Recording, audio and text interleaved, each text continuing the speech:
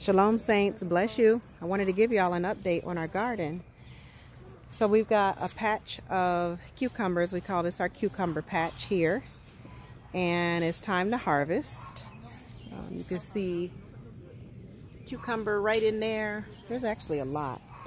What we planted this year was pickling cucumbers. The bees are busy, which is really good.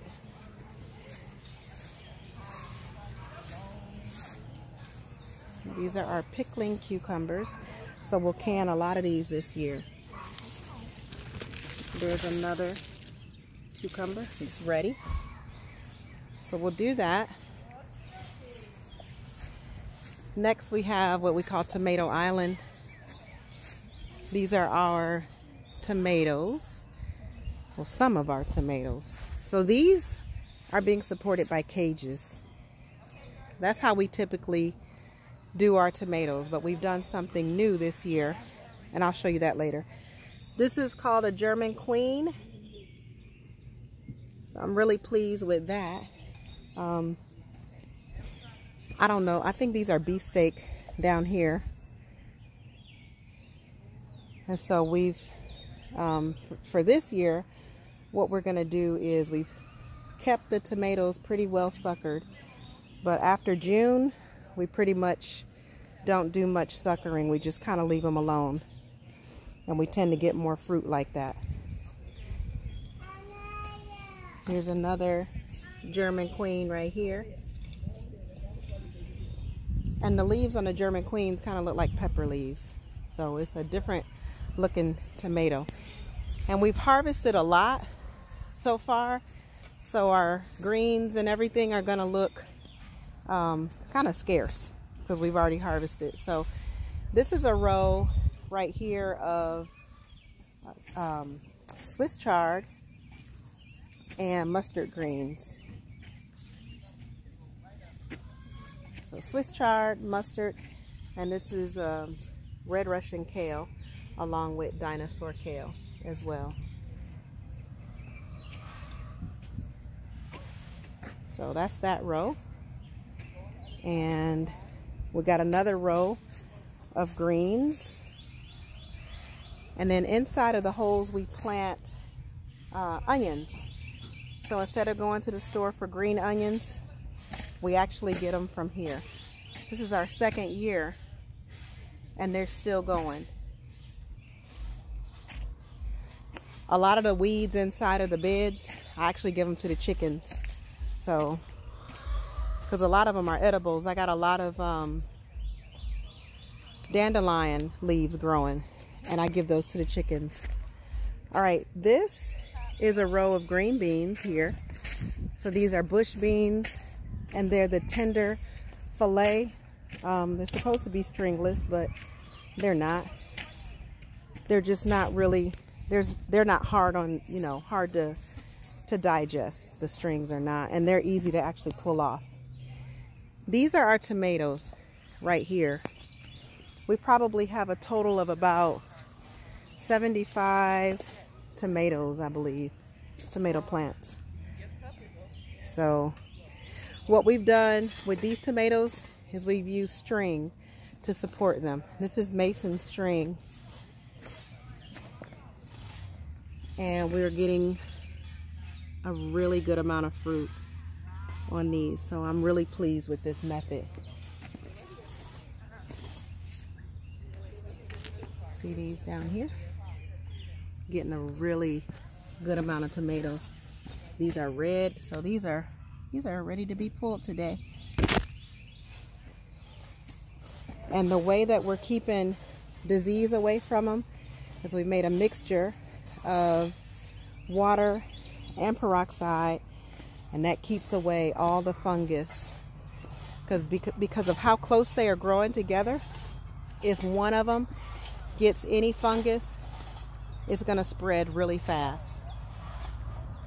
So got to stay on top of that. It's another row of green beans here, and we've supported them this year with tomato cages, and they've done pretty well. We've got 2 rows of peppers. they're doing pretty well. I gotta stake those up, support those. But for the most part, those are doing really well. This is organic Japanese eggplant. You can see the fruit here. I've already harvested that on 6th day. We got another one coming in. We got more, a whole lot more coming in. So these are doing good. The leaves don't look good, but they're doing great. This is regular eggplant. We got one here. We got one on the other side over there. Another eggplant here. This is yellow squash. This one wasn't doing well. We had to treat it with diatomaceous earth because it got attacked by squash bugs really bad. So on this one, these the zucchini right here, we got nice leaves, but we don't have a whole lot of male and female flowers. So I wasn't getting a lot of fruit on those. So I'm just being patient and waiting to see what happens. But I do have one zucchini. That's only my second zucchini this year. I got another zucchini somewhere, I think, yep, right in there. There it is. And then our okra, because it was so cold this year, it stayed cold. Our okra suffered. So these are the ones that made it through. So we're gonna have to replant. We'll see, we're already getting okra, which is good. That's one of the mature ones that we planted that made it. And then I've got a row of mustard greens here. And these are pretty mature. They're starting to flower. So it's time to plant something else here in that place. Next, we've got blueberries over here.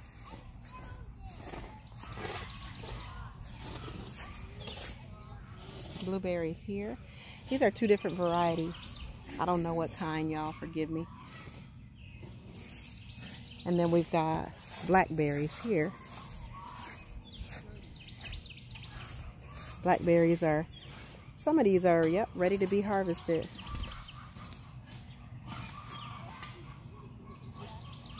And then we've got potatoes here. So we got all varieties of potatoes. We've got sweet potatoes right here. And then you've got some Yukon Gold, some red potatoes, and some russet potatoes. All in this little potato patch here. So let's go over here. This is our little greenhouse with a raised bed attached to it. Let's start here.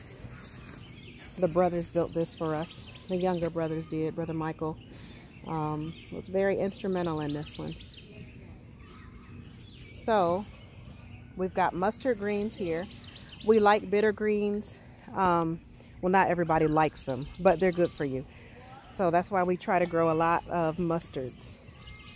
And kale is very good for, they're actually all good for you. So these are collards right here. And then these are turnips right there.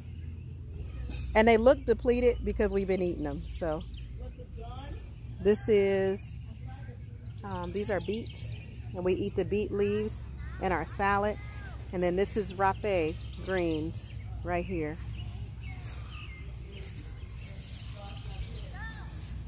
And right here too.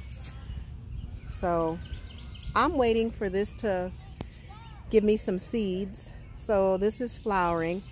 Remember, Pastor told us about heirlooms. We need to grow heirlooms and save our seeds. So I'm letting things go to seed so that I can actually save them so that they can be replanted. It makes it look ugly, but it's okay. So eventually I'll get seeds from these flowers. This right here is our patch of melons. So we've got watermelons and we have cantaloupe.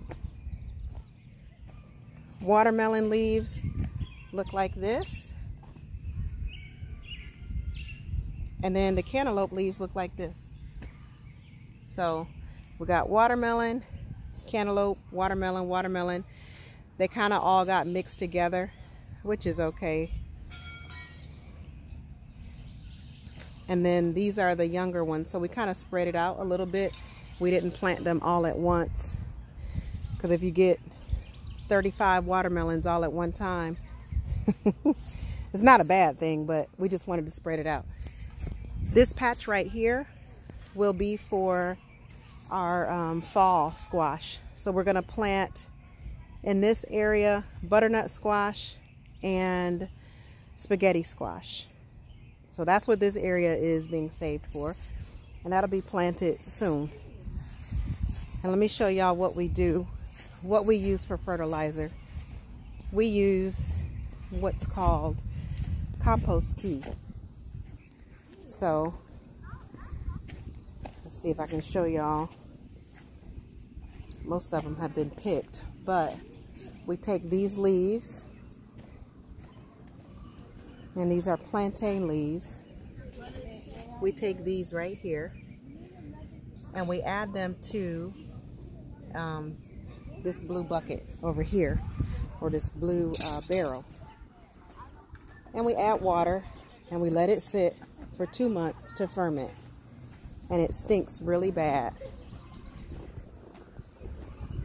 So that's our compost tea in there. There's some banana peels in there too. So that's our compost tea, and we use it to water our greens. So that's it.